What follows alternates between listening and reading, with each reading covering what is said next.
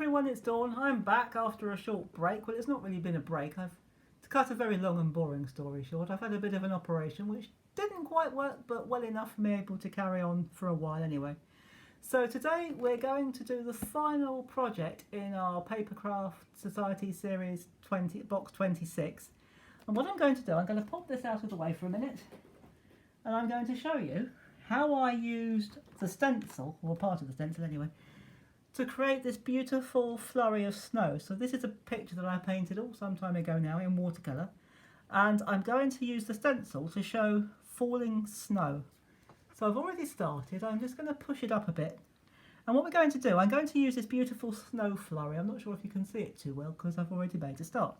So what I'm going to do, I'm going to lay it over my painting like that. I've got a pot of acrylic here. You don't have to use a pot, but I'm just using a pot because it's easier and quicker. And I'm going to use a stippling brush.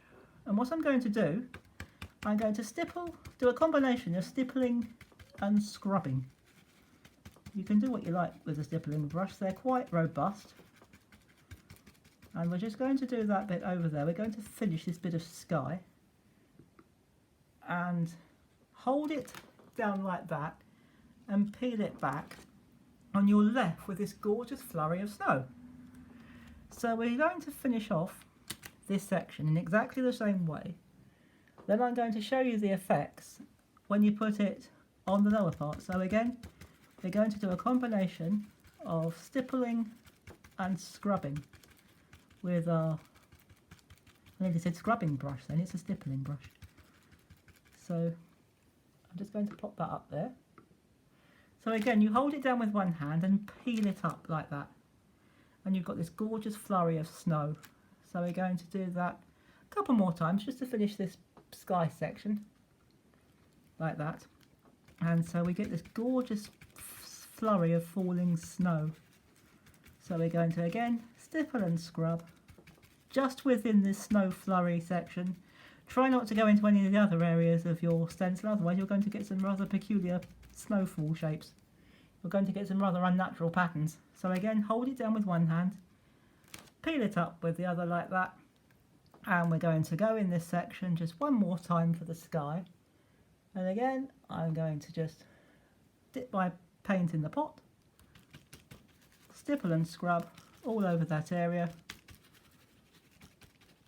So as you can see, you don't necessarily even have to be careful. Just stipple and scrub until you think you've done enough. And you can always, the beauty of this technique is you can always go back. If you think, oh, bother, I haven't done enough, you can put it back. Well, let's put it that side, this side, if it'll stay. And so again, peel it up, and I think that is enough actually. But what I'm going to do now, I'm going to push it down, or push it up, and we're going to do a few speckles of snow on the path down here. So what I'm going to do this time is I'm going to angle my stencil. I'm going to dip my brush inside the pot again, and I'm going to do, well, pretty much the same thing actually, but this time I'm going to do more scrubbing than stippling, so that you've got sprinkles of fallen snow on the ground. So again, hold it down with your fingers, peel it up like that, and we are going to do a bit more here, right next to it. So again, off we go again, same procedure.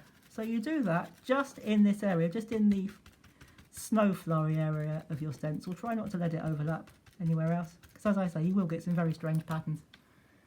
So I'll just pop that down, and again we're going to pick it up, and we'll do that just a couple more times, and I think we'll be done, because we don't want it to look like it's got measles. So just odd bits. I think we'll just stipple rather than scrub, and we'll do that again. We'll change the angle, and we'll stipple over there like that. And again, I think we're going to just do a couple more bits, because I'm sure you've got the idea by now. And we're just going to stipple this time in odd places